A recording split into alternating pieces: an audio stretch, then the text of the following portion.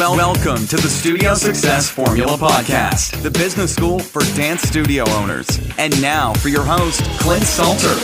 Hey everyone, it's Clint Salter, your host for the Studio Success Formula Podcast, and welcome to another episode. Now, this week we have another sneak peek for you from our 10-day online summit, Dance Teachers Unite, which kicks off this Tuesday, the 6th of October. And so far, you've heard a sneak peek from the amazing choreographer, director, and creative guru, Mia Michaels. Last week, I shared with you a snippet from my time speaking with Claire O'Connor, who is the founder of the preschool ballet program, Baby Ballet. And this week I'm sharing with you something a little bit different, but highly valuable. So listen in. If you want to attract more students into your studio through the words that you use, through the copy that you use in your advertising, then you want to hang around for this. And I was so lucky to be able to have a masterclass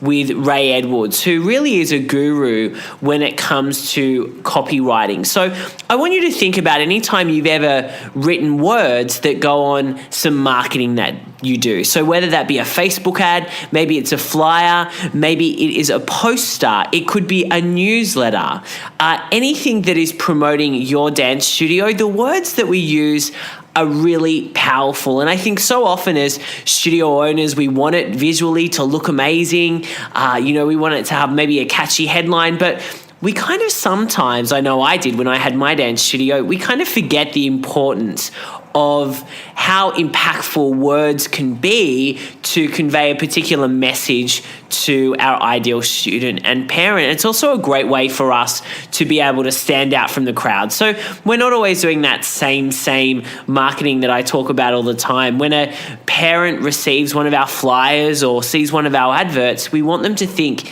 yes, that is a place that I want to take my little Susie, for instance. And so I'm super pumped to be able to share with you today just a little snippet, just 20 minutes of the time I spent with Ray Edwards. And Ray's going to dip into the power, why copy is so powerful, how you can actually start creating really effective advertisements with the right copy for the right people you want to attract into your studio. Now, if you want full access to Ray's masterclass, you can get it for free, along with the other 31 video masterclasses that we're sharing over the 10 days through Dance Teachers Unite. Just go to the website, danceteachersunite.com. That's enough from me. Now, let's hear from the amazing, the talented Mr. Ray Edwards. Ray, why is, you've lived your life in copywriting and copy for such a long time, and you've touched on a little bit of this, but I want to go a little bit deeper. Why is copywriting so important? Why is it important to a business owner to get a grip, at least a handle on how to write effective copy? We live in a world, it used to be that we did business in a village and we were the only cobbler or carpenter or dairy farmer in the village. And then the world began to change. We got mass communication and then we got the internet. And now the village is a global village. There was even a company called Global Village. And so you're not just competing with the dance studio down the street or on the other side of town. You're competing with dance studios and instructors all over the globe. And not only that, you're competing with every other form of artistic expression that's available to people on the internet. So if you can't convey in a message, in a word-based form, the idea, the emotion, the enthusiasm of why what you have is so valuable, if you can't convey that, you'll be lost in the noise. And so the job and the importance of writing great copy is to be able to break through the clutter and make a message so clear to people that they're drawn to it, that they say, I've got to do that. I've got to be part of what's happening there. That's why it's so important. Exactly. Saying, you know what, the parent of the 3-year-old saying, my Susie has to go to that dance studio. They have to go to that fairy ballet class. Exactly. I mean, when you can convey to people, and I'm talking about things I don't know about now because it's probably not obvious, but I'm not a dancer. But I do admire and esteem dancers. Some of my best friends are in the dance arts.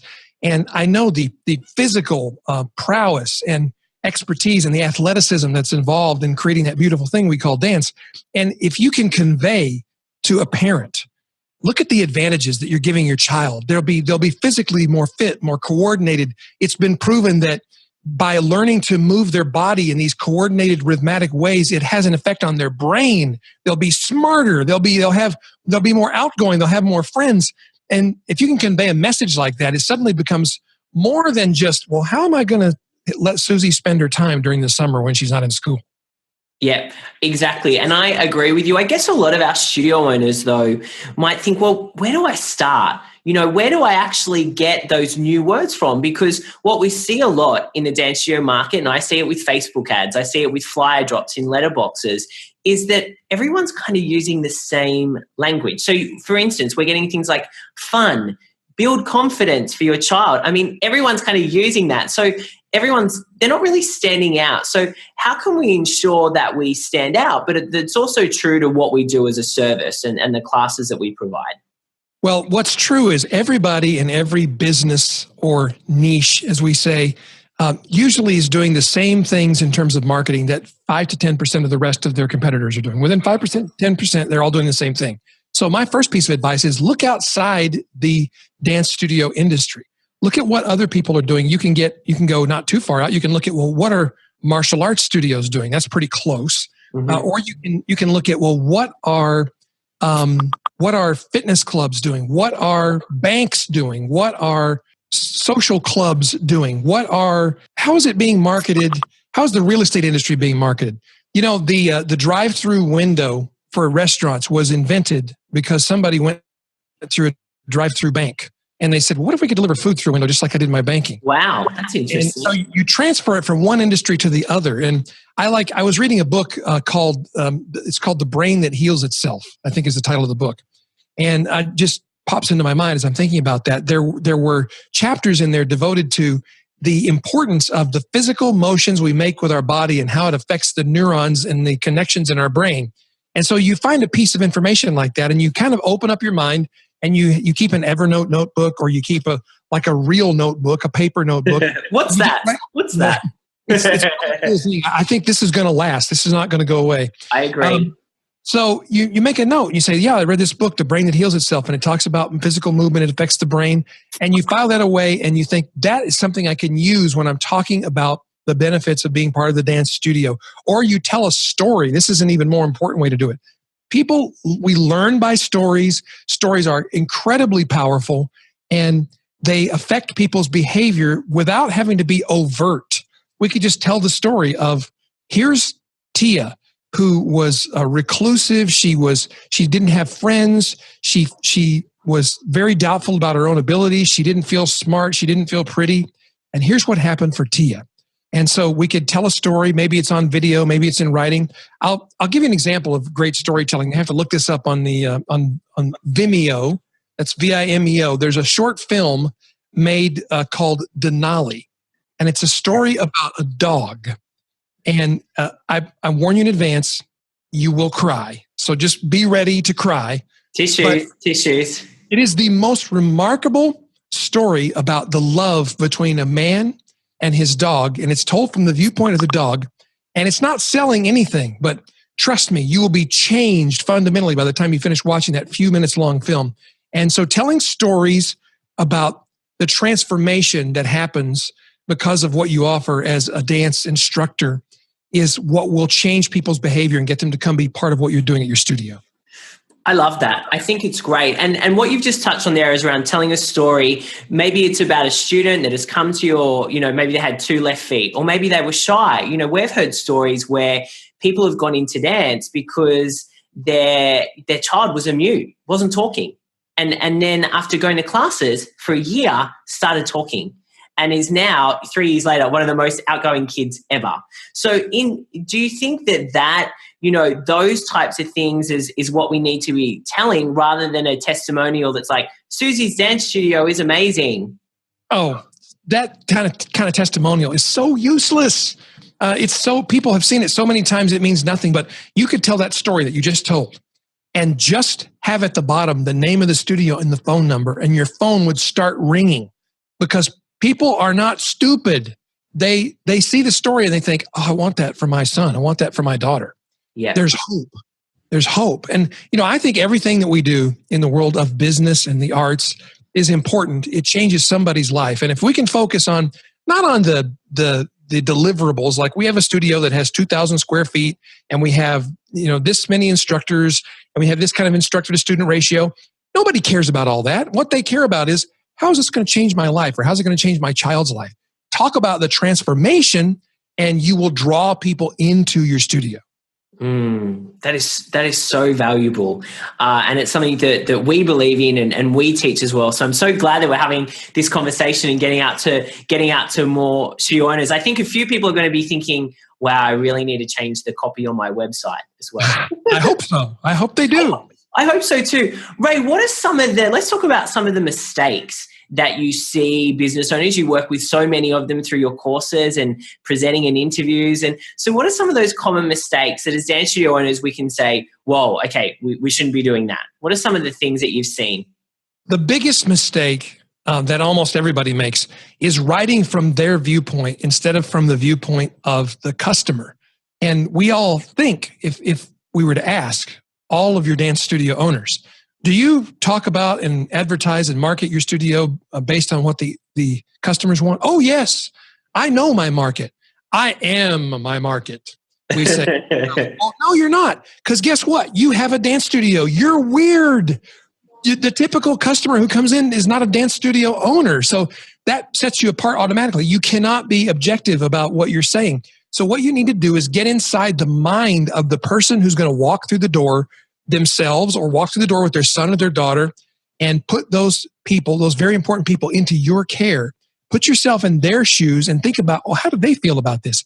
Because I can tell you right now, walking through the door of that studio is scary because everybody's thinking the same thing. Everybody here knows what they're doing.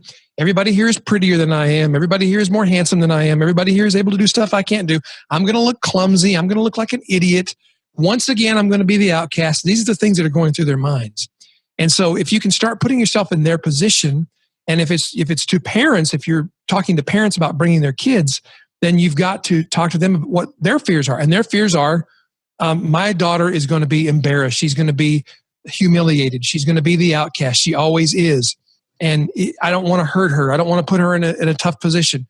I don't want to put pressure on her. So talk to them about those things. Those are the things that are important to them. I tell people, focus on your customers' FFAs. Their fears, their frustrations, and their anxieties.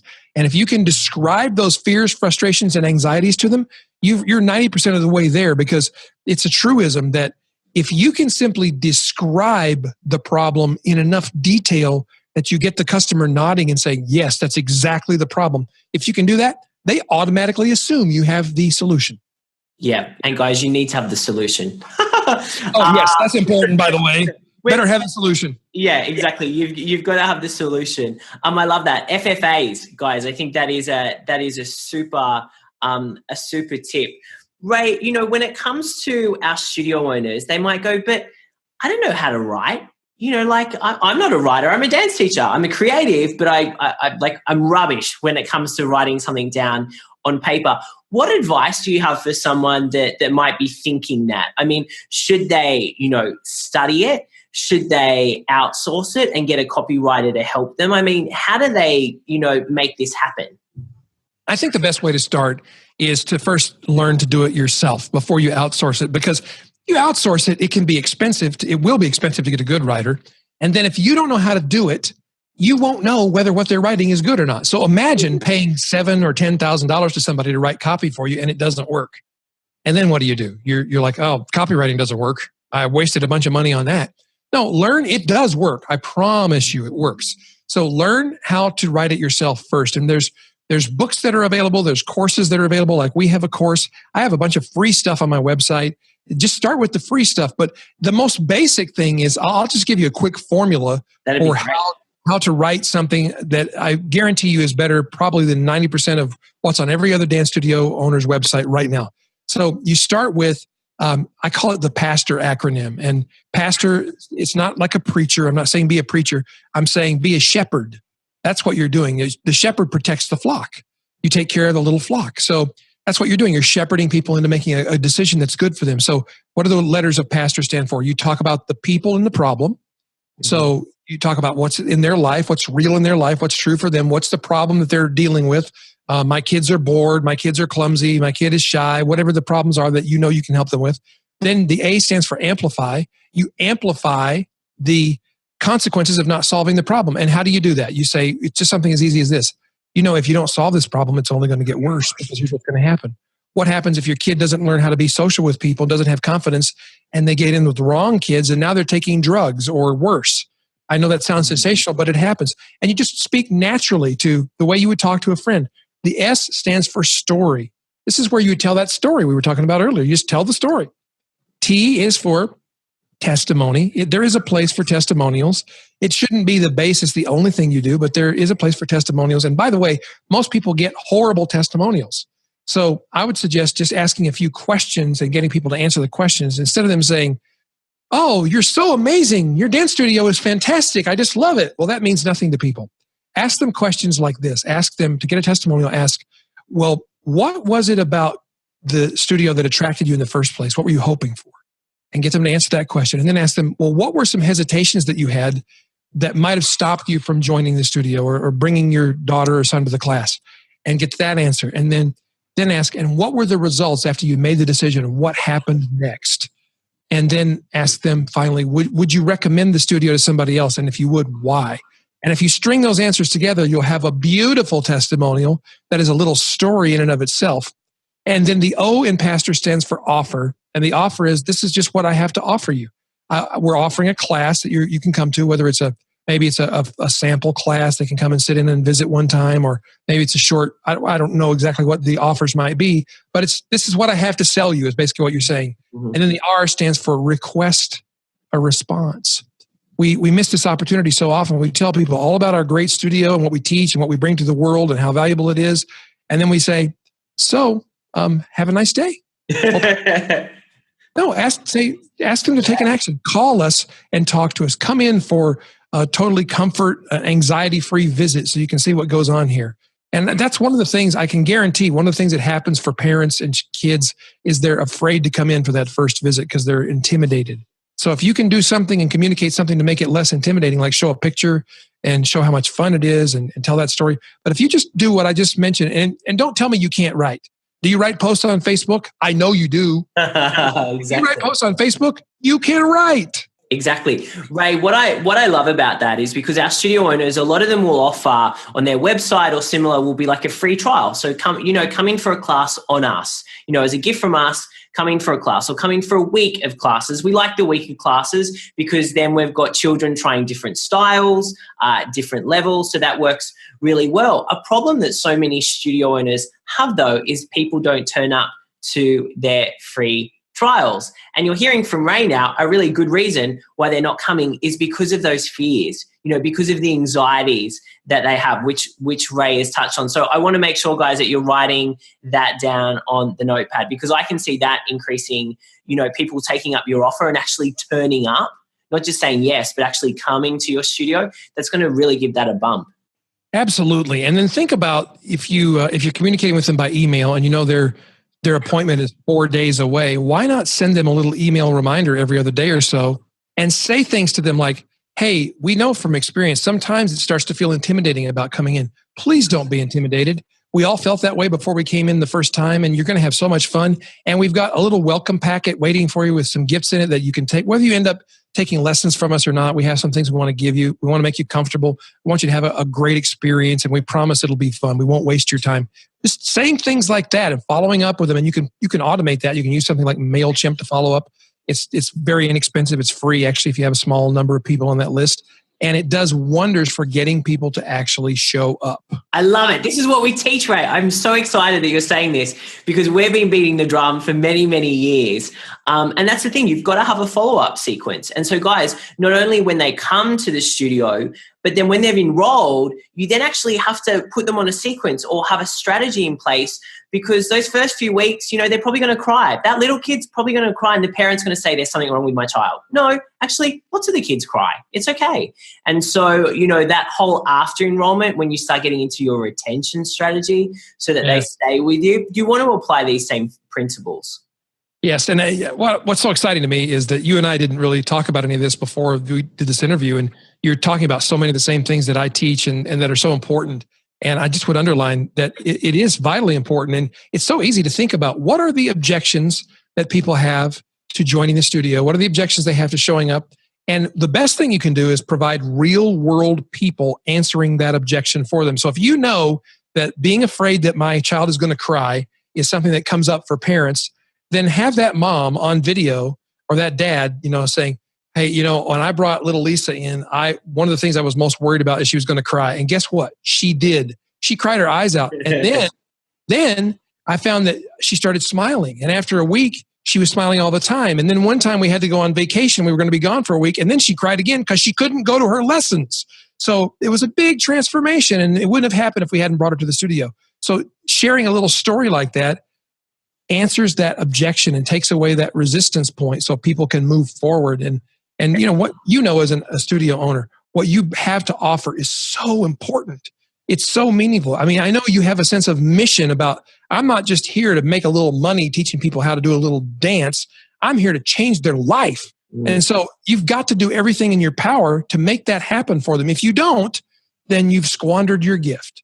I believe, this is maybe a little strong language, but if you don't do everything in your power to bring the people into the studio and get them to stay and keep coming and develop, if you don't do that, then you're shirking your responsibility. You've been given a gift, and it was not for you. It was for other people. So what did you think? He's amazing, right? I'm sure you were taking a lot of notes. Well, you're going to want to keep taking notes because Ray has a lot more to share in his full masterclass, and you can get that by going to danceteachersunite.com to get access to all of our 32 video masterclasses that are going to be rolling out across the 10 days of Dance Teachers Unite. So I want you to really have a think this week as you're creating maybe a new flyer or an advertisement or a Facebook ad or maybe even an Instagram ad now that we can do those.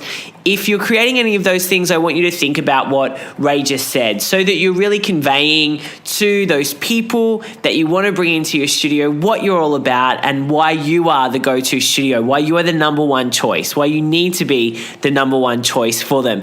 Okay, that's all from me. I want you to have a super awesome week, and I'll see you on Dance Teachers Unite, but I will also see you next week for another podcast episode. Take care and bye for now.